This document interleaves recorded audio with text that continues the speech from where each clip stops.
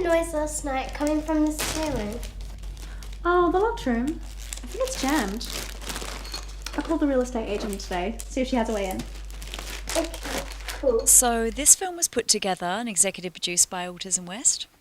Some of the key contributors and the writer, who is actually my daughter, have autism, and I know Zoe utilises her voice as a way of communication, and she really infuses that kind of unique perspective of the world into her stories. Her imagination is very broad and very extravagant.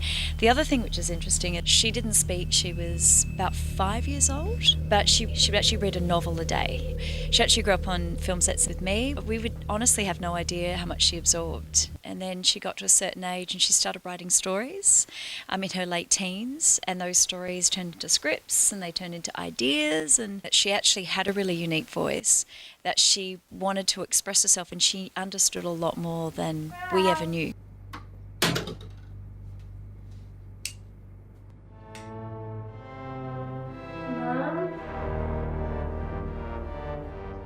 I like to play with the idea that sometimes life might be a dream. Could you tell me a little bit about autism? It can be high functioning, it can be low functioning, and everywhere in between. And it's actually kind of incredible because I think it's 1 in 5 people have autism. Zoe had late language, she had difficulty in understanding what was going on. She has high auditory processing sensitivities, so she'll actually be in a room and she'll hear everything quite loud. Things move faster for her, she really has to slow things down. So I have high-functioning autism, been diagnosed with that since 2005. So that's had a lot of impact on me, mostly from social skills. Whilst it not necessarily comes out and is obvious to a lot of people, it's something that does sort of quite often sort of play on my mind and think like, oh, maybe I'm interpreting things incorrectly or this and that. So it mostly affects me from a social point of view. Yeah, it was a very good experience. It's not my first short film that I've worked on, but it was a great experience to work with like-minded cast and crew and people on the spectrum as well. And so I approached it from a visual point of view, like a more darker lighting-wise and, sort of more horror, thriller type style, which is something that I personally have not really had much experience in, experimenting with some different styles. I'm Sophie Hennigan and I played the lead actress. Do you have autism? No. It was my first professional film, but I've done 1 or 2 at school.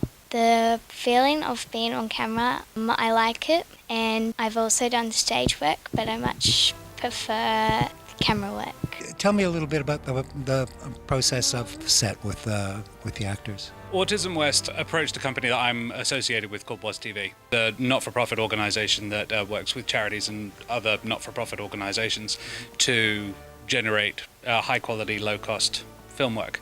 I think in the crew I was the only non-autistic person on set. My little brother is on the spectrum as well, so this is partially why I was so passionate about it. I'm just like, yep, no, I love this idea, and I think it's a shame that we aren't doing more of it. There are loads of people with loads of different voices, and we don't get to hear them. And there is a focus now, particularly in the funding bodies, where we are wanting to hear new stories from new voices. It means they call it neuroatypical, so you experience the world differently, but really who's to say the rest of us don't experience the world differently and they experience it, so it's just their unique way of experiencing the world, and it actually can create a unique creativity, so there can be a way that they can, and I noticed with Zoe with her autism, will see the world in a certain way, take it in, and then it will change the way that she sort of sees things that I would see, and it's very creative and highly intuitive, and so it can be this incredible gift. And so now that you've done it, do you think the idea of writing more scripts will be something that you'll want to do? Well, right now I'm working on a script for another movie. Once the bug gets you, you don't ever want to stop, I don't think.